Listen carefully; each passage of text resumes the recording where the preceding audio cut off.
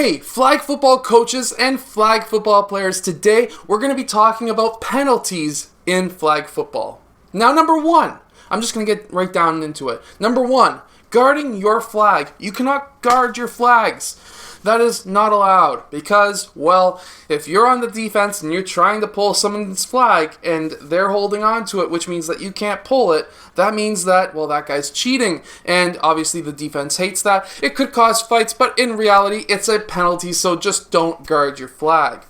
Next is diving. Now, there is a fine line because you can go after a flag, and while you're grabbing that flag to pull it, you're allowed to fall. But if you are diving to try and get that flag, that is not allowed. Now, there is some reasons behind this. Number one, if you're diving for the flag, you yourself could get hurt. Whether it be a broken arm or maybe a concussion or whatever it may be, you could get hurt. But number two, that player who has the flag, who you're diving at to try and get that flag, that player could also get hurt. There's been numerous times where a defensive player has dove for the flag and in return landed on the player's legs and broke their leg, which sucks. It hurts, but it also stops the game. So that sucks. So that's why this is a penalty. Next is blocking. Blocking can be allowed if you're in a blocking league. If you're not in a blocking league, that means that you will get a penalty. And that is by stopping a player from running their route or by stopping a player from trying to get another player's flag. Now, of course, there are times where you just may run into somebody. That happens. But if they're actively trying to block you from doing whatever you're trying to do, that is a penalty. And of course, penalties suck. Now this next one it can happen by accident. Let's face it, you're going for a flag. This one rule, this one penalty could be an accident, and it happens.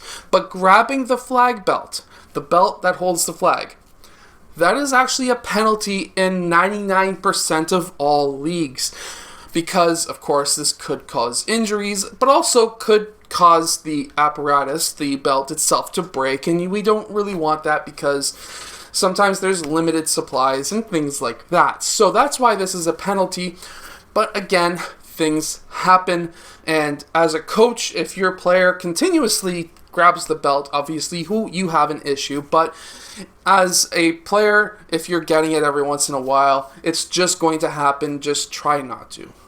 Now, next penalty that could be called on you is, of course, holding a jersey. This is a little bit different than blocking. Blocking is you're trying to stop somebody, but when you're holding a jersey, you're trying to get an upper hand. More like cheating in a way, where let's say your player just cut this way and you just cannot react fast enough. You're older, slower, and fatter like me maybe, and you hold their jersey and they can't run, which is fun for me to do, especially because I can't change directions all that fast, and it's funny because I'm usually stronger and bigger than other players, and it's easy just to hold on to them and cheat a little bit. But that's a penalty. Don't do it unless you can get away with it, I guess. But again, it by grabbing a jersey, you could be ruining their jersey, but also you are in a way cheating because now that player is being held back while you have the ability to now catch up to them. So it's cheating. That's why it's a penalty. Now, the final penalty is, yes, arguing with the referees. Yes, the part that everyone does. Now, you should not argue with the referee. They're not going to change what they're calling because you are now arguing with them. What I do instead is going up to a referee and asking, why did he call that penalty or that whatever he called? Why did he call it? Is there a reason? Because I didn't feel like I did anything wrong, but maybe he's seen something that you didn't think you did. So, instead of going out and totally just yelling and fighting the referee on it, ask him a question. Referees don't mind it if you ask them a question. What they do mind is if you call them the F word because you disagree with their call. So, instead, Instead of going up to him and saying, what did I do wrong? Go up and say, hey, I didn't think I did anything, maybe at the end of the play or at the end of the quarter. I didn't think I did anything, but could you explain what I did there so I don't do it again? Generally speaking, they're going to react a lot better than to go F yourself. It's just like yourself. Do you want to be talked like that? No. So, yeah, they don't either. They're human sometimes. Once in a while, a referee is human. Anyways, I hope that you've enjoyed today's video. I try to make this thing a bit funny every once in a while. I hope that you enjoyed. I'll see you guys in my next video.